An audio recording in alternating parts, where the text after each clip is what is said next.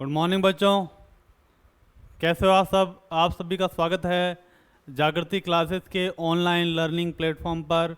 और जहां हम कोऑर्डिनेशन कंपाउंड पढ़ रहे हैं, उप सह संयोजक यौगिक। और उप सह संयोजक यौगिक में अपने लास्ट जो पॉइंट किया था वो वीबीटी ख़त्म किया था। और वीबीटी के जस्ट आगे वाला सिद्धांत है CFT। ये थोड़ा एडवांस सिद्धांत होता है। एडवांस का मतलब जो कमियां थी VBT में वो कमियां दूर कर देता है CFT। कमियां क्या थी ये बताता था। VBT बताता था कि रंग आएगा, पर ये बताता था कि ये रंग कौन सा आएगा। ठीक है। और अपने डी कक्षकों के बारे में और अधिक बढ़िया तरीके से ये CFT बता पाता है। इसलिए कुछ बेसिक चीज़ें हैं जो अपने कर लेते हैं। यानी CFT का बेसिक क्या होता है जो अपने 11th में कर चुके हैं, बस इसी का थोड़ा सा बड़ा रूप है। बेसिक में क्या पढ़ेंगे, तो बेसिक में अपने पढ़ते हैं कि डी कक्षक कितने होते हैं, 5 होते हैं। 5 प्रकार के होते हैं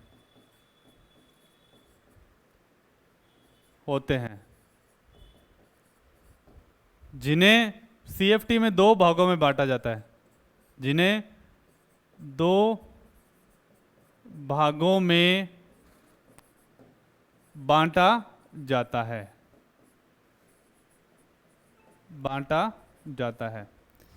पहला है अपने पास, वो है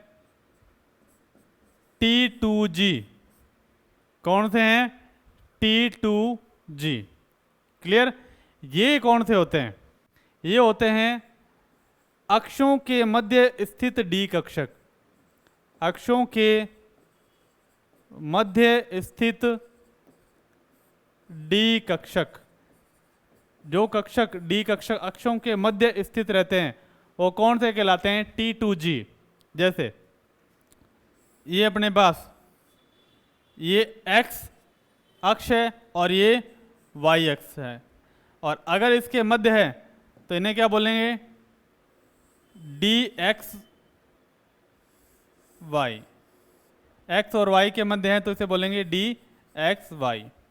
ठीक है। और दूसरा, जब y और z के बीच में है डी कक्षक तो इन्हें क्या बोलेंगे? एक तो y के बीच में और z के बीच में, y और z के बीच में, तो क्या बोलेंगे? DYZ। उसी टाइप से तीसरा जो डी कक्षक आता है उसे क्या बोलेंगे? ये z है, ये x है। तो ये जो तीसरा डी कक्षक है ये x और z के बीच में है तो इसे बोलते हैं DZX। तो अक्षों के मध्य जो स्थित डी कक्षक होते हैं वो कितने टाइप के होते हैं? 3। DXY, DYZ, DZX। और इन्हें सम्मिलित रूप से क्या बोला जाता है? T2G। क्या बोला जाता है? T2G। ठीक है ना, T2G। ठीक है, 3 होते हैं। अब नेक्स्ट वो है EG कक्षक। कौन से होते हैं? EG कक्षक। ठीक है, EG लिख देते हैं, 2 टाइप के। ये कौन से होते हैं? वे डी कक्षक जो अक्षों के ऊपर स्थित होते हैं। ये 2 टाइप के होते हैं। ठीक है, कौन से होते हैं अपने पास? देख लो, ये x है और ये y है। ठीक है, ये अक्ष है, अक्ष के ऊपर पड़ा हुआ है, x अक्ष के, तो DX² और Y²। ठीक है। और दूसरा ये XZ। ठीक है, इसमें क्या होता है कि ये अपने पास Z पर और ये दोनों कक्षक Z के ऊपर पड़े रहते हैं, इसे बोलते हैं DZ²। ठीक है, इसमें क्या होता है कि अपने पास एक डी कक्षक ये क्लियर यहाँ पर पड़ा हुआ है और एक डी कक्षक बीच में आ जाता है जो घूमता रहता है। जब उसे आगे लेते हैं तो उसकी टिप दिखती है बस घूमते हुए की, तो इसे बोलते हैं डी जेड स्क्वायर। तो ये होते हैं अक्षों के ऊपर स्थित डी कक्षक, ठीक है। संख्या में होते हैं 2, ठीक है, 2 टाइप के होंगे, T2G और EG। Clear, basic complete. अब स्टार्ट करते हैं पॉइंट। पॉइंट ये है कि अपने को लिखना है अष्टफलकीय संकुलों में, क्या लिखना है, डी कक्षकों का विपाटन। तो पहले अष्टफलकीय संकुल करेंगे और उसमें लिखेंगे अष्टफलकीय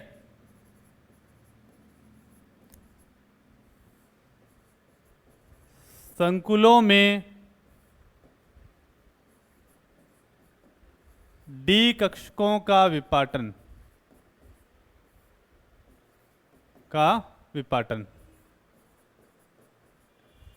पहले अष्टफलकीय संकुल जिसमें समन्वय संख्या 6 होती है, 6 बंद बनते हैं, उन्हें बोलते हैं अष्टफलकीय संकुल। अपने सिलेबस में है 6 वाले और 4 वाले। 4 वाले होते हैं चतुष्फलकीय और 6 वाले क्या होते हैं, अष्टफलकीय। क्लियर है बच्चों? ठीक है। अब देखो,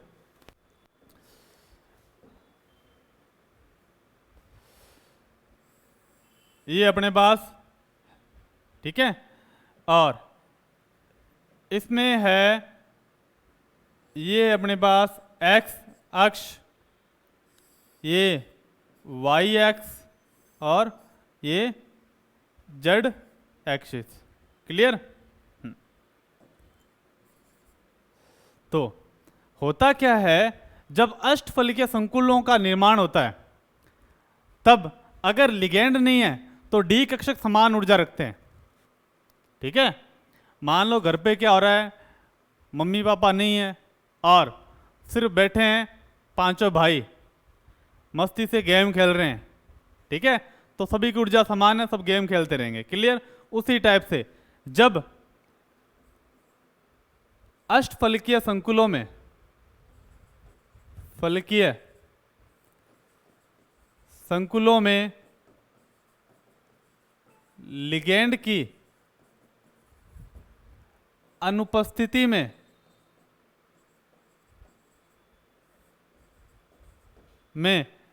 डी कक्षक समान ऊर्जा रखते हैं, ठीक है। अब हुआ क्या, मम्मी या पापा में से कोई एक आ गया तो क्या होगा, 3 उधर भाग जाएंगे, 2 इधर भाग जाएंगे। क्लियर? उसी टाइप से क्या होगा, अगर अपने पास लिगेंड ले लें तो क्या होगा, ये लिगेंड धातु के उन डी कक्षकों पर आक्रमण करते हैं जो अक्षों के ऊपर स्थित होते हैं। क्लियर? ये अपने पास लिगेंड है, लिगेंड के पास आपको पता है क्या होते हैं, अगमित इलेक्ट्रॉन, यानी इसके इलेक्ट्रॉन और इसके इलेक्ट्रॉन में क्या होगा, प्रतिकर्षण होगा, और प्रतिकर्षण से ऊर्जा क्या हो जाएगी, बढ़ जाएगी। और अक्षों पर स्थित कौन से होते हैं, Eg होते हैं, इसलिए ऊर्जा किनकी बढ़ेगी, Eg की बढ़ जाएगी।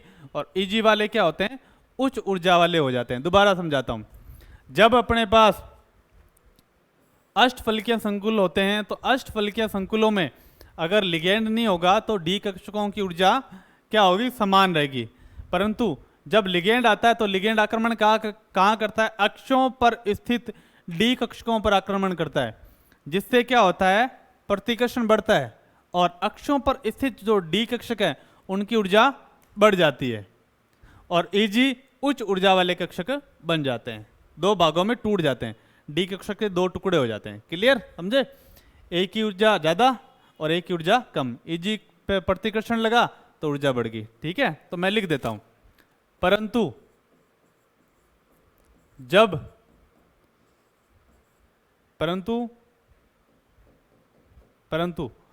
लिगेंड की उपस्थिति में लिगेंड धातु के अक्षों पर स्थित डी कक्षकों पर आक्रमण करते हैं, पर आक्रमण करते हैं जिससे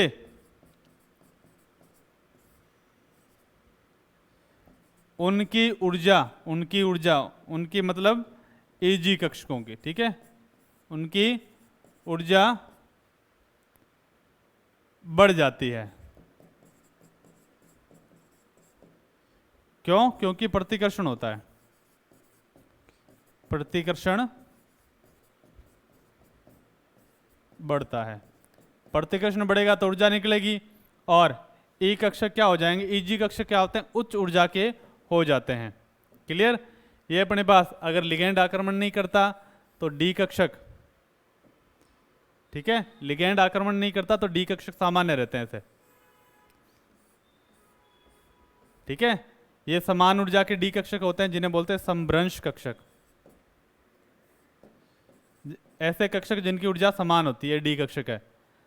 पर जैसे ही लिगेंड आक्रमण करेगा अष्टफल के संकुलों में तो ऊर्जा किनकी बढ़ जाएगी, ईजी की बढ़ जाएगी। ईजी कितने होते हैं संख्या में आपको पता है, ये देखो 2 ही हैं, ठीक है, तो ईजी की ऊर्जा बढ़ जाएगी, ईजी। और ये अपने पास T2G। क्लियर? बीच में क्या होता है, यहां पर ऊर्जा समान होती है, इसे बोलते हैं बैरी सेंटर, बैरी सेंटर। ये जो गैप होता है अष्टफल के संकुल है, इसलिए इसे बोलते हैं डेल्टा ओ। डेल्टा ओ बोलते हैं क्रिस्टल क्षेत्र विपाटन ऊर्जा। तो यहां पर अपने लिख सकते हैं अष्टफलकीय संकुलों में, संकुलों में ओ का मतलब होता है ऑक्टाहेड्रल या अष्टफलकीय। डेल्टा ओ क्या है, अष्टफलकीय संकुलों में क्रिस्टल क्षेत्र विपाटन ऊर्जा। क्लियर? तो दोबारा समझा देता हूं कि अगर अपने पास कोई भी लिगेंड नहीं है अष्टफलकीय संकुलों में तो विपाटन क्या होता, नहीं होता, टूटते नहीं है डी कक्षक। पर जैसे ही अपने पास लिगेंड आते हैं तो अष्टफलकीय संकुलों में लिगेंड कहाँ आक्रमण करते हैं, अक्षों पर स्थित डी कक्षकों पर, जिससे यहाँ पर क्या बढ़ता है, प्रतिकर्षण बढ़ता है और इनकी ऊर्जा बढ़ जाती है और ईजी कक्षक अधिक ऊर्जा के हो जाते हैं। क्लियर? तो ईजी की ऊर्जा क्या ज़्यादा और T2G की ऊर्जा क्या होती है, कम होती है। दोनों के मध्य जो ऊर्जा अंतराल होता है उन्हें क्या बोलते हैं, डेल्टा ओ। डेल्टा ओ बोलते हैं क्रिस्टल क्षेत्र विपाटन ऊर्जा। ठीक है, तो यहां पर इस डायग्राम को अपने आसानी से कर सकते हैं। ठीक है, इसको लिख लेते हैं अष्टफलकीय संकुलों में, फलकीय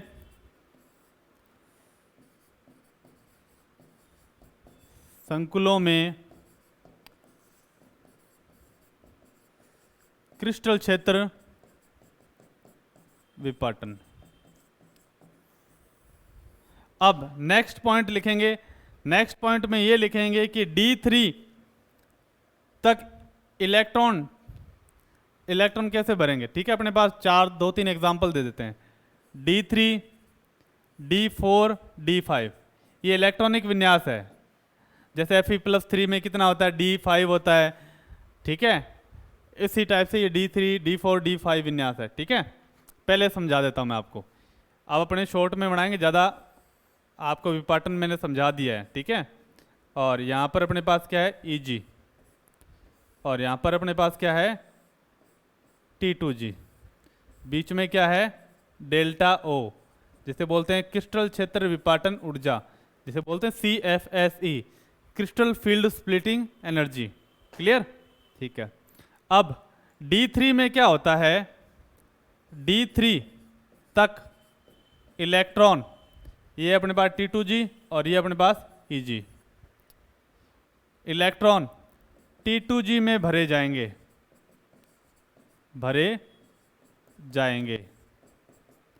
अपने पास 3 इलेक्ट्रॉन है, 1, 2, 3। तो आपको पता है इलेक्ट्रॉन पहले किस में भरे जाते हैं, निम्न ऊर्जा वाले में।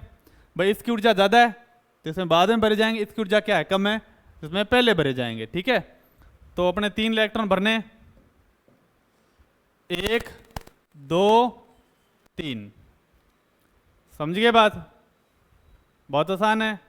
तो D3 में कोई भी प्रबल नहीं होता, कोई भी दुर्बल नहीं होता। क्लियर। अब बात आती है D4 D5 की बात आती है।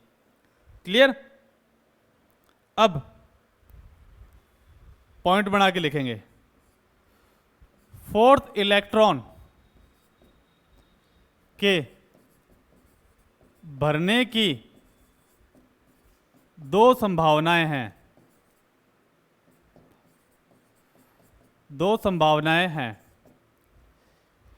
मान लो एक चौथा इलेक्ट्रॉन और लिया है, तो चौथा इलेक्ट्रॉन 2 संभावनाएं, या तो चौथा इलेक्ट्रॉन चला जाए यहां, या चौथा इलेक्ट्रॉन चले जाए यहां। क्लियर। कहते हैं या तो चौथा इलेक्ट्रॉन यहां चला जाए या चौथा इलेक्ट्रॉन यहां चला जाए। सिंपल सी बात है, और वो निर्भर करता है डेल्टा ओ पर। मान लो आपके पास एक नाली है, पानी की नाली छोटी सी, ठीक है, उसके ऊपर से कूदना हो तो आपको एनर्जी क्या चाहिए, कम चाहिए। और वही मैं एक बड़ी सारी नहर कर दूं, नदी कर दूं, और नदी के ऊपर से आपको छलांग लगा के कूदना हो तो फिर क्या करोगे, एनर्जी ज़्यादा चाहिए, हो सकता है बीच में भी नदी में भी गिर सकते हो डुबक से, है ना। तो वो चौथा इलेक्ट्रॉन यहाँ आएगा या यहाँ, वो निर्भर करता है कि ये कितना विपाटन हुआ है। अगर विपाटन ज़्यादा हुआ है तो इलेक्ट्रॉन को यहाँ से यहाँ आने में ज़्यादा एनर्जी चाहिए, अगर विपाटन कम है तो इलेक्ट्रॉन आसानी से कूद के यहाँ जा सकता है। क्लियर। तो 2 संभावनाएं हैं। पहली संभावना क्या है, पहली संभावना यह है कि इलेक्ट्रॉन उच्च ऊर्जा वाले, वो है इलेक्ट्रॉन उच्च ऊर्जा वाले ईजी कक्षक में जाएं, पर इसके लिए अधिक डेल्टा ओ की आवश्यकता होगी। डेल्टा ऊर्जा ओ क्या होता है अपने पास, क्रिस्टल क्षेत्र विपाटन ऊर्जा की आवश्यकता होगी। ठीक है, यानी आपके पास अगर अपने कूद के जाना है यहां पर, तो आपको क्या चाहिए कि ज्यादा डेल्टा ओ की आवश्यकता होगी। क्लियर। और अगर इलेक्ट्रॉन इसके अंदर जाए T2G में, ठीक है, कि इलेक्ट्रॉन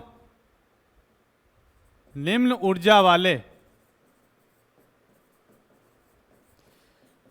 T2G में जाए, तो इसके लिए क्या होगी, युग्मन ऊर्जा जिसे बोलते हैं पाई या पी की आवश्यकता होगी।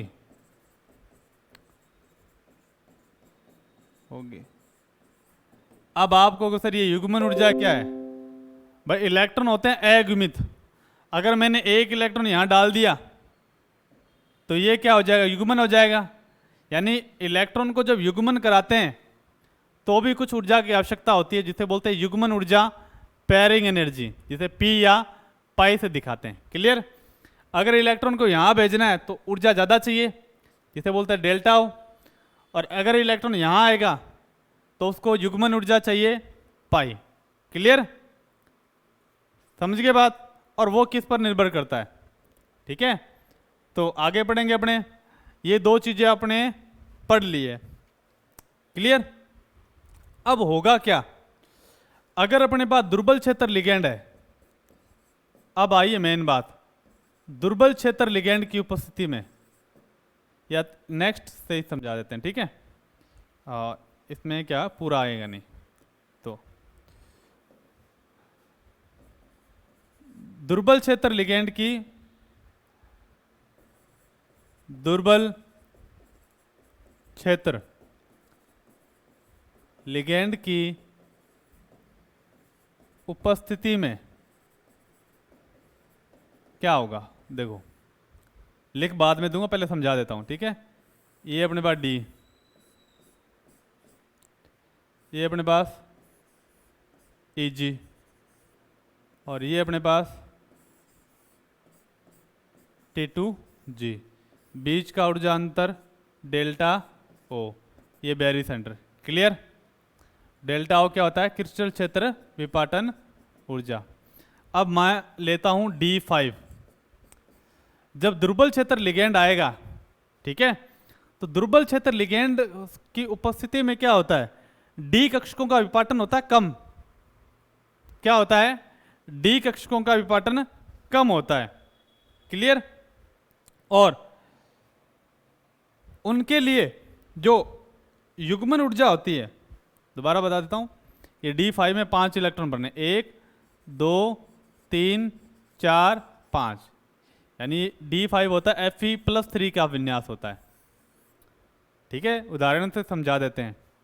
तो दुर्बल क्षेत्र लिगेंड आएगा तो अपने 5 इलेक्ट्रॉन भरने D5 में, एक तो प्रबल क्षेत्र में भरेंगे और एक भरेंगे दुर्बल क्षेत्र में। तो आपको दुर्बल क्षेत्र समझा रहा हूं। तो दुर्बल क्षेत्र की उपस्थिति में डी कक्षकों का विपाटन क्या होता है? काफी कम होता है। क्लियर? हाँ, यानी अब गैप कितना? नाड़ी जितना रह गया। क्लियर? अब पहला इलेक्ट्रॉन भरा, दूसरा इलेक्ट्रॉन भरा, तीसरा इलेक्ट्रॉन भरा, 3 इलेक्ट्रॉन भर दिए, पहला, दूसरा, तीसरा। अब चौथा इलेक्ट्रॉन जाने की संभावनाएं हैं, या तो यहां चल जाए या यहां चला जाए। क्लियर?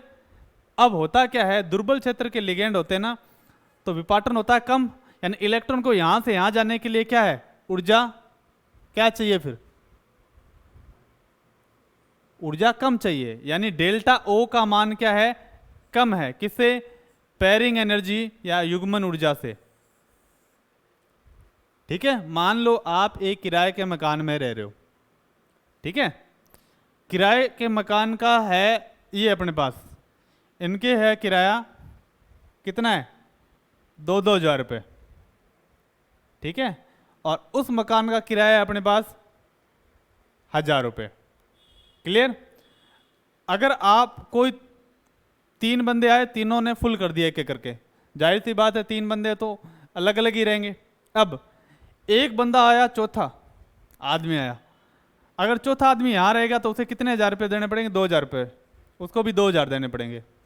और वही आदमी अगर यहाँ जाए तो उसको 1000 रुपये देने पड़ेंगे, और अकेला रहेगा मस्ती से, कोई टेंशन वाली बात नहीं, कोई रोकने वाला नहीं, कोई टोकने वाला नहीं। उसी टाइप से क्या होता है कि पैसे लग रहे हैं कम और मजे भी ज़्यादा। तो उस टाइप से देखो, इस दुर्बल क्षेत्र लिगेंड में डेल्टा ओ, यानी यहां से यहां जाने के लिए ऊर्जा का मान काफी कम होता है, इसलिए इलेक्ट्रॉन आसानी से यहां पर चला जाता है। क्लियर? और इलेक्ट्रॉनों का युग्मन नहीं होता। कब? दुर्बल क्षेत्र लिगेंड की उपस्थिति में। अब अगर यहां पर रहेगा तो फिर ज्यादा पैसे लगेंगे। समझ गए बात? तो सिंपल सी बात आती है कि डेल्टा ओ का मान कम होता है पाई से, इसलिए इलेक्ट्रॉन आसानी से कूद के ऊपर चला जाता है। क्लियर? दुर्बल क्षेत्र लिगेंड की उपस्थिति में डी कक्षकों का विपाटन कम होता है, इसलिए इलेक्ट्रॉन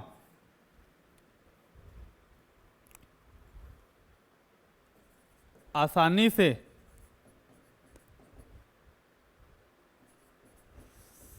संक्रमण कर जाते हैं। क्लियर? इसमें डेल्टा ओ का मान, यानी क्रिस्टल क्षेत्र विपाटन ऊर्जा का मान पाई से कम होता है,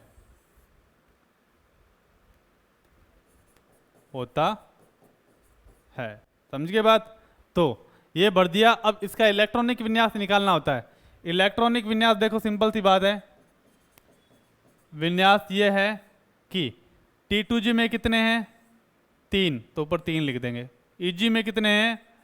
2, इलेक्ट्रॉनिक विन्यास आ गया। पहला क्वेश्चन हो गया क्लियर।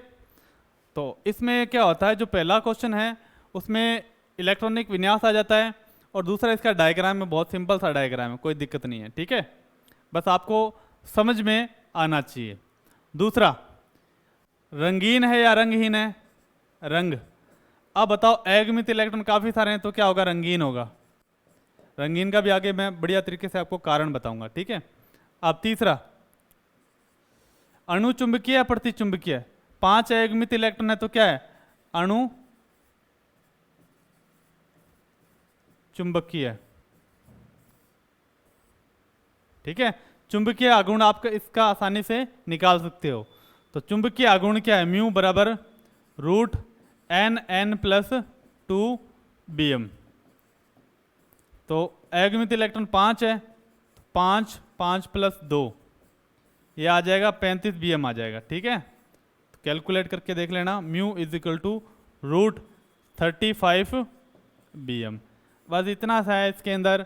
अब ये दुर्बल क्षेत्र कर लिया, अब अपने प्रबल क्षेत्र करेंगे, जिससे क्या होगा आपको और बढ़िया क्लियर हो जाए।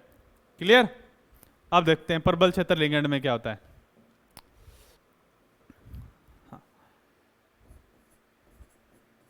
प्रबल क्षेत्र लिगेंड की उपस्थिति में, लिगेंड की उपस्थिति में, वीबीटी में अपने को इतना बताया था, अगर प्रबल होंगे तो इलेक्ट्रॉनों का युग्मन हो जाएगा, दुर्बल होंगे तो इलेक्ट्रॉन का युग्मन नहीं होगा। अब अपने को पता चल गया इसके अंदर क्यों नहीं होगा, ठीक है। अब देखो उदाहरण वही D5 किसका है अपने पास? Fe+3 का विन्यास है। ये अपने पास D के कक्षक हैं, ठीक है। 5 इलेक्ट्रॉन भरने बराबर के हैं तो एक एक करके भरे जाएंगे। Eg की ऊर्जा ज़्यादा होती है और T2 की ऊर्जा क्या होती है? कम होती है, T2G Eg। बीच में अपने पास क्या है? बेरी सेंटर है, और जो ऊर्जा अंतराल है वो क्या है? डेल्टा O, जिसे बोलते हैं CFSE। अब देखो 3 इलेक्ट्रॉन तो सभी में सेम भरे जाते हैं, 3 इलेक्ट्रॉन सभी में सेम भरे जाते हैं, 1 2 और 3, चाहे वो प्रबल हो या दुर्बल हो। अब दुर्बल क्षेत्र लिगेंड आएगा ना तो विपाटन बहुत ज़्यादा हो जाएगा, यानी अब किराए के कमरे बहुत दूर है। यहाँ पर अपनी कोचिंग है, ये वाला कोचिंग के पास है, वो कोचिंग से दूर है। यहाँ पर रहने का किराया अब क्या है? 2-2 हज़ार रुपये, और वहाँ पर रहने का किराया अब 4 हज़ार रुपये है। समझे बात? ठीक है। अब क्या होगा कि अगर अपने पास प्रबल क्षेत्र लिगेंड आ गया, ठीक है, तो जो डी कक्षकों का विपाटन अधिक होता है। प्रबल क्षेत्र लिगेंड की उपस्थिति में डी कक्षकों का विपाटन अधिक होता है,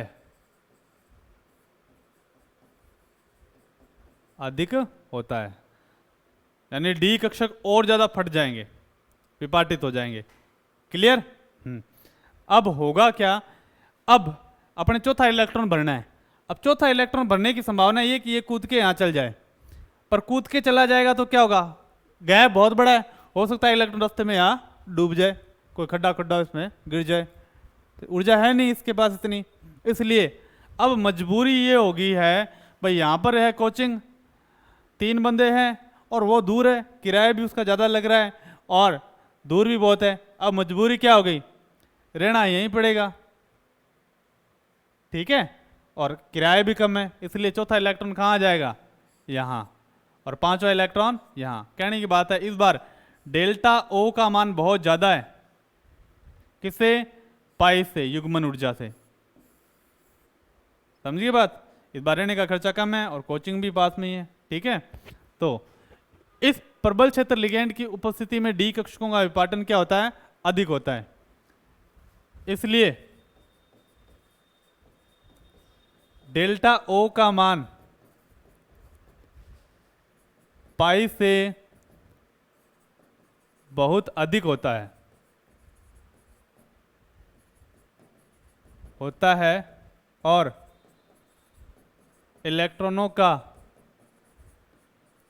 युग्मन हो जाता है। अब समझ गए मैं क्यों भर रहा था 1 2 3 4 5, ये कारण है। अब इलेक्ट्रॉनिक विन्यास, पहला तो ये, फिर इलेक्ट्रॉनिक विन्यास। इलेक्ट्रॉनिक विन्यास अपने पास देखो, T2G में कितने हैं 5 और EG में कितने हैं 0। हो गया।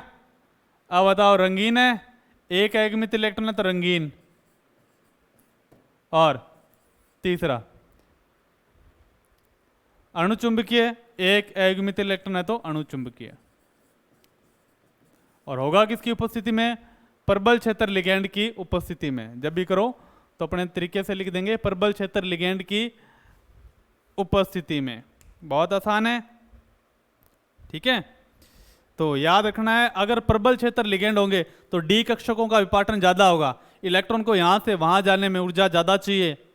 दुर्बल क्षेत्र लिगैंड होंगे तो विपाटन कम होगा, इलेक्ट्रॉन यहां से यहां जाने में ऊर्जा तो बहुत कम चाहिए, इलेक्ट्रॉन कूद के चल जाएगा आसानी से। समझे बात? ठीक है। अब नेक्स्ट एग्जाम्पल से समझते हैं, वो है अपने पास Ni+2। ठीक है, Ni+2 है, उसका प्रबल व दुर्बल क्षेत्र में क्रिस्टल क्षेत्र आरेख बनाना है। क्षेत्र में CFT डायग्राम से समझाना है इसको, ठीक है। तो मैं यहां बना देता हूं, कोई भी दिक्कत वाली बात आएगी नहीं। तो ये अपने पास D समान ऊर्जा वाले, ऊपर Eg और नीचे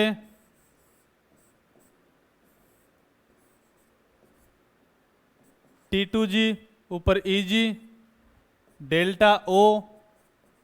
ठीक है। Ni+2 का इलेक्ट्रॉनिक विन्यास क्या होता है बच्चों, बताओ? 3D8। आपको अब तक याद रह जाना चाहिए, ठीक है। अब उसी टाइप से यहां बना लेते हैं, एक प्रबल के लिए बना लेते हैं, एक दुर्बल के लिए बना लेते हैं।